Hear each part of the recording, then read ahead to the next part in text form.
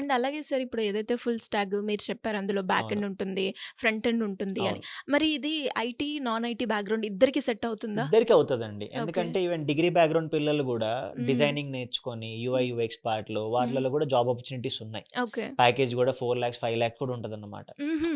అంటే వాడి క్రియేటివిటీ అండి. మనం హ్మ్. ఎలా రెడీ అవుతాం మనం చూస్తాం గదా! సేమ్ అలానే నువ్వు ఒక అప్లికేషన్ ఎలా డిజైన్ చేస్తావు. హ్మ్. సింపుల్ ఎగ్జాంపుల్ మీకు హాట్‌స్టార్ ఒకలా ఉంటది. నెట్‌ఫ్లిక్స్ ఒకలా ఉంటది. అవును. డిఫరెన్స్ యూఐలో ఉంటది గదా! యెస్. అంటే అలా డిఫరెన్షియేషన్ చేయగలిగే క్రియేటివిటీ ఉంటే హ్మ్. ఫ్రంట్ ఎండ్ డెవలప్‌మెంట్‌కి లేదా హ్మ్. రియాక్ట్ డెవలపర్ గాని, యూఐ డెవలపర్ గాని, యూఐ డిజైనర్ గాని అలాంటి రోల్స్ ఉన్నాయన్నమాట. హుహు. అన్ని రోల్స్ ఉన్నాయి కాబట్టే మనం ఫుల్ స్టాక్ ట్రైనింగ్ ఇస్తాం. వాళ్ళకి దాని తగ్గట్టు జాబ్స్‌కి అప్లై చేపిస్తాం మనం. హ్మ్. ఇప్పుడు వాడి ఇంట్రెస్ట్ ఉంటది.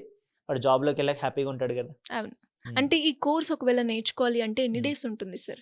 ఫుల్ స్టాక్ మనం 100 డేస్ ట్రైనింగ్ ఇస్తామండి. హ్మ్. డైలీ 4 ½ అవర్స్ క్లాసెస్ ఉంటాయి. 2 ఓకే. Hours practice session. హ్మ్. హ్మ్. ప్రాక్టీస్ సెషన్ ఎందుకంటే వాడు ఫ్రంట్ ఎండ్ నేర్చుకున్నా, బ్యాక్ ఎండ్ లాజిక్ నేర్చుకున్నా హ్మ్. ప్రాక్టీస్ చేయాలి గదా! అవును.